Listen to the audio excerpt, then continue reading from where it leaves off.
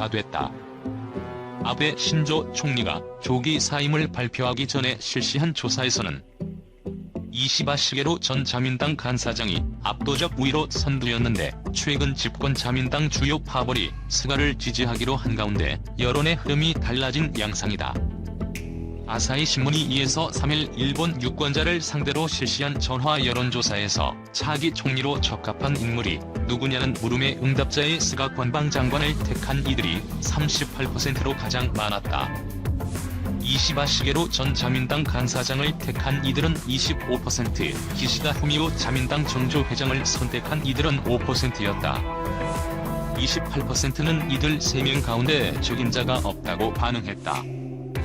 올해 6월 20에서 21일 여론조사에서 정치인 7명을 선택지로 주고서 차기 총리로 적합한 인물을 고르도록 했을 때는 이시바가 응답자 31%의 선택을 받아 1위였고 스가는 3%로 4위에 그쳤는데 판세가 뒤집힌 셈이다.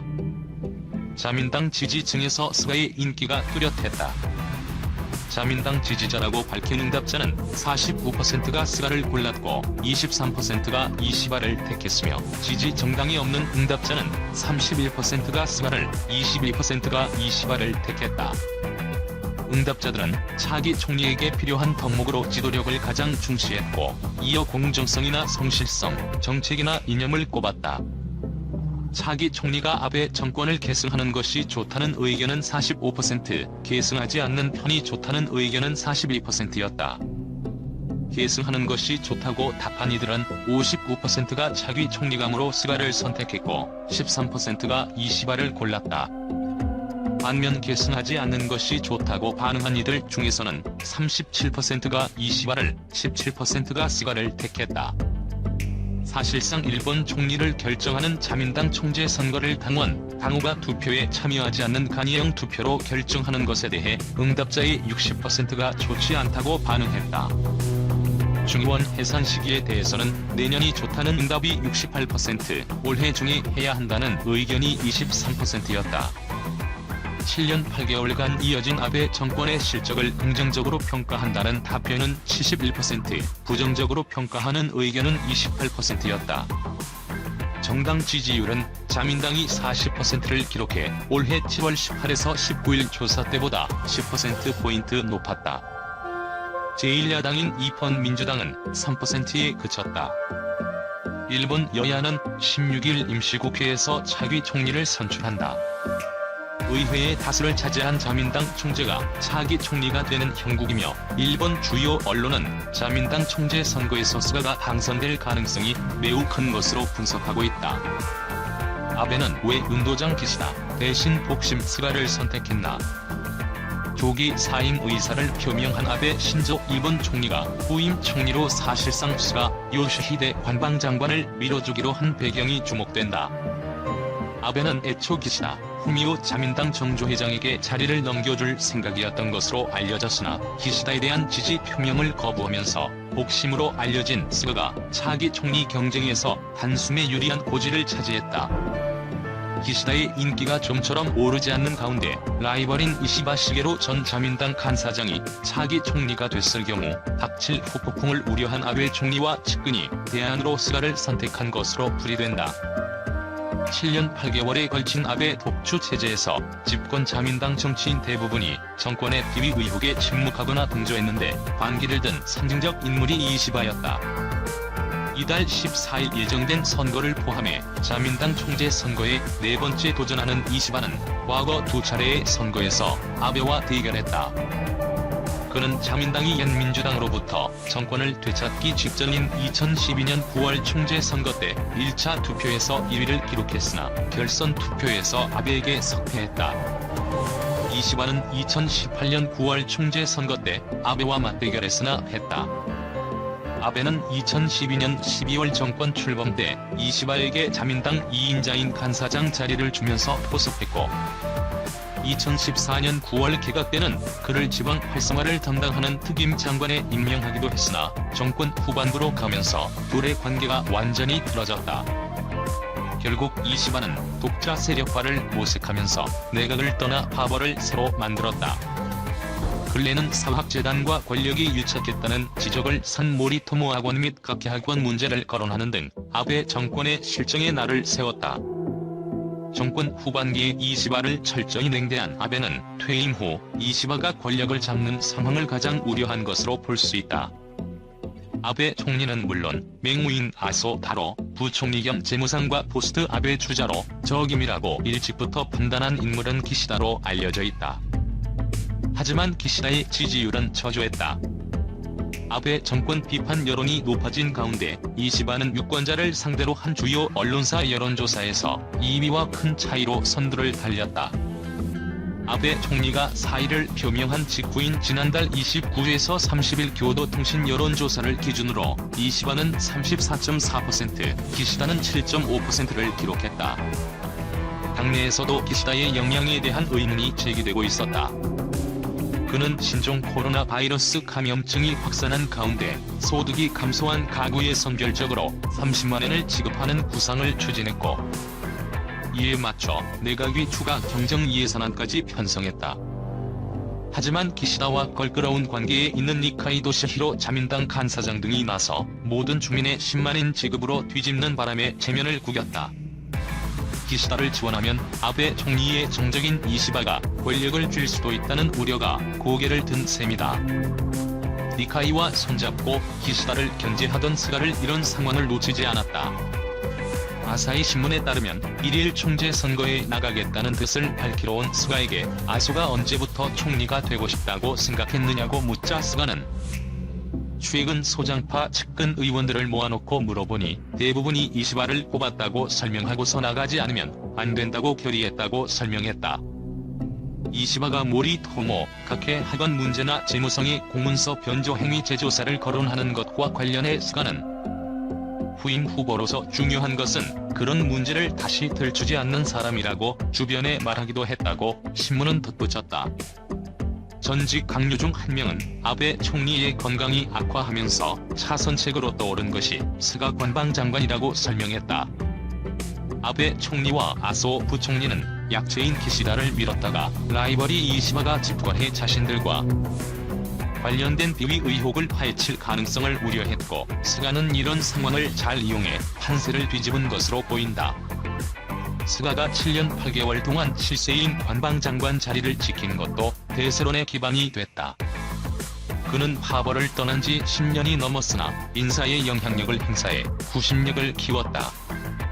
부대신이나 정무관으로 무파벌 소장파 의원을 심어 자신을 지지하는 그룹으로 키웠고, 작년 가을 자민당 인사 때는 아베 총리가 니카이를 간사장에 유임하도록 유도해 니카이와의 관계를 돈독하게 했다. 니카이가 이끄는 니카이파는 자민당 7개 파벌 중 가장 먼저 스가 지지를 결정해 스가 대세론의 물꼬를 텄다. 산케이 신문은 아베 총리가 사의를 표명한 날 밤 기시다가 파벌 간부들과 도쿄의 한 음식점에 모여 대책을 논의했는데, 방송 시작하겠습니다. 자, 우리나라 때문에 한 기업의 R&D 본부가 엄청나게 큰 결심을 했습니다. 아마 전자전기공학, 소재공학, 그리고 신소재공학, 그리고 기계공학 같은 반도체와 관련된 전공들을 좀 이수하시고 취업을 준비하시는 분이라면 한 번쯤은 원서를 한번 넣어볼까 라는 생각을 하는 바로 그 기업입니다. 바로 램 리서치인데요. 미국의 반도체 장비 업체입니다. 저 같은 박사과정에 있는 사람들도 해외에서 근무를 한 번쯤 해보고 싶은 경우 램리서치와 컨택을 해서 꽤 좋은 조건으로 제의를 받아 취업을 하신 선배님들도 많습니다. 자, 그럼 이 램리서치가 무엇을 하는 회사인지 아셔야겠는데요. 반도체 붐이 일기 시작하는 1980년대부터 세계 반도체 발전과 이윤 창출을 위해 세워진 약 30년이 다 되어가는 미국의 반도체 장비 전문 기업입니다. 이 램리서치 같은 경우는 반도체 산업의 역사라고 보시면 될 것 같습니다. 과거의 반도체부터 현재의 반도체까지 반도체를 생산하는 데 있어서 필요한 장비들을 지속적으로 제공해온 업체이기 때문에 어떻게 보면 반도체 모든 공정들이 가능하게끔 설비적인 문제를 해결해준 업체라고 보시면 되거든요. 특히 현재는 어플라이드 머터리얼즈와 함께 세계 반도체 장비 시장을 선도하고 있는 업체입니다. 이 랩리서치는 전 세계 약 20여 개국의 반도체 지사가 위치하고 있고요. 근무하는 임직원만 약 만여 명에 이르는 굉장히 큰 다국적 기업입니다. 한 해 반도체 장비 매출만 거의 10조 원이 넘는 엄청난 기업이라고 보시면 될 것 같습니다.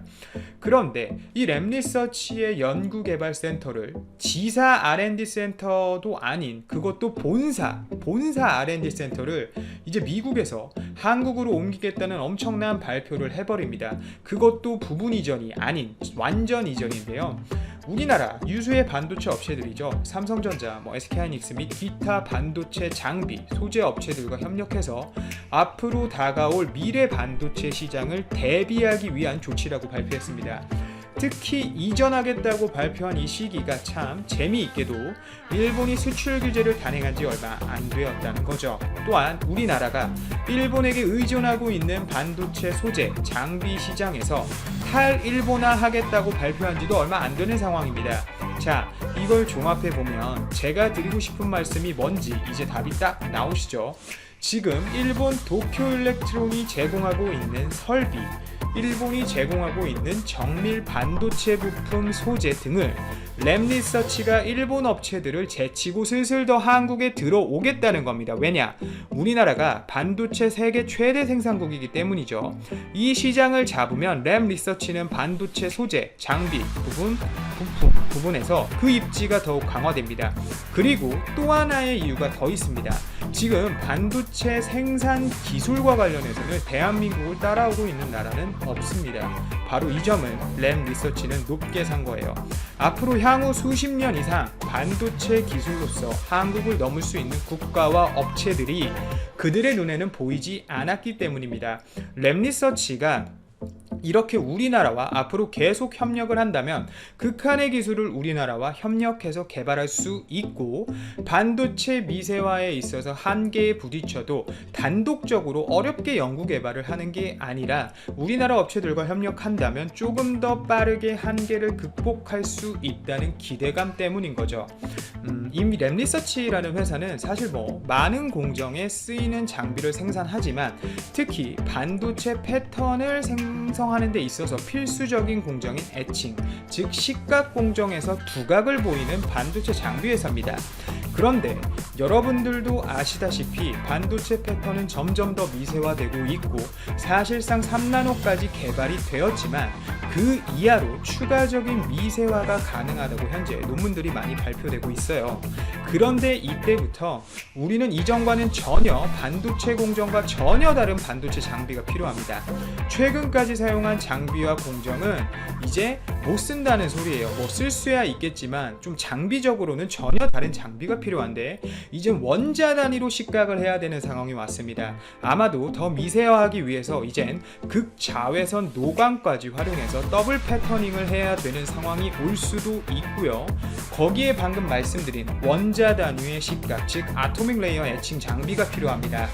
현재 실제 공정에 원자 단위로 진행되는 공정이 있긴 합니다. ALD라고 불리는 아토믹 레이어 데포지션, 즉 CVD 공정에서 원자 단위의 컨트롤을 하고 있는데요. 덮는 것까진 기술적으로 해결했지만 원하는 부분을 아주 작게 원자 단위로 식각하는 것은 아직 기술적으로 완벽하지 않은 상태입니다. 구현한 회사들이 없다고 보시면 돼요. 그런데 앞으로 삼성전자, SK하이닉스가 개발하려는 제품들은 이런 장비가 필요합니다. 아무래도 랩리서치는 우리나라 업체들의 이런 개발 방향도 노렸겠죠. 또한 이번 일본 수출 규제에 대해서도 일정 부분 해결을 해주려는 움직임까지 보여줘서 더 좋은 상황입니다.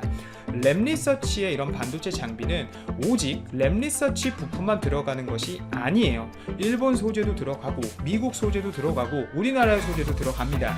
이런 소재 하나하나가 모여서 파츠가 되고 파츠 하나하나가 모여서 장비 하나가 완성이 되는데 장비에 들어가는 부품을 이번 R&D 센터 이전을 통해 약 80% 수준까지 국산화하겠다는 계획까지 준비 중이라고 합니다. 즉 이번 랩리서치 본사 R&D 센터의 미국에서 우리나라로의 이전은 반도체 시장의 발전뿐만 아니라 우리나라 업체들의 협력이 이루어질 것이기 때문에 일자리 창출과 경제 활성화에도 많은 도움이 된다는 거죠. 이렇게 랩리서치가 우리나라 업체들과 협력하려는 모습을 보였기 때문에 제 개인적으로는 또 하나의 미국 반도체 장비 업체인 어플라이드 머터리얼즈 또한 우리나라로 곧 본사 R&D 센터를 이전하겠다고 밝히는 것 아닐까라는 생각도 드는데, 이렇게 되면 앞으로 우리나라의 반도체 산업 생태계는 이전과 다르게 다시 한번 달라질 것이라 생각합니다. 특히 일본 수출 규제 품목에서 가장 이슈가 많이 되었던 EUV 포토레지스트, 바로 이 EUV 포토레지스트에 대해서 투자를 시작한 업체가 이 미국의 어플라이드 머터리얼즈입니다. 지금 이렇게 되면 일본은 완전 세되는 거예요. 수출 규제해왔던 모든 것들이 의미가 없어지는 거죠. 지금 랩리서치가 움직이는 모습을 한번 보세요. 아마 아베한테 고맙다고 속으로 웃고 있을지도 모릅니다. 본인들 밥그릇을 본인들이 차버린 거죠. 또 미국이 일본과 손을 잡고 우리나라 반도체 업체들을 죽이려고 하는 음모를 꾸미고 있다라는 얘기를 하시는 분들도 많으신데요. 많은 분들이 이 부분에 대해서 저한테 해석을 해달라고 말씀을 주셨었습니다. 이 부분에 대해서 좀 해석을 해보면, 저는 개인적으로 이 부분에 대해서 크게 동의하지는 않습니다. 그럴 수도 있긴 한데, 미국은 현재 이 반도체 시장 말고도 이미 시스템 반도체 설계에서 세계 1위 국가입니다. 사실 우리나라는 설계 쪽보다는 생산, 제조업에 특화된 나라예요. 물론 발전을 하려고 있죠, 설계로. 근데 제조업에 특화된 나라임에는 분명합니다. 이런 제조업을 해서 미국이 수익을 크게 남기려면 인건비적으로나 이런 부분에서 사실 쉽지 않습니다. 환경적으로나. 미국이 반도체를 먹으려고 했다면 이미 우리나라는 벌써 쓰러졌을 거라고 저는 생각을 해요. 오히려 미국은 지금 일본이 자기를 밥그릇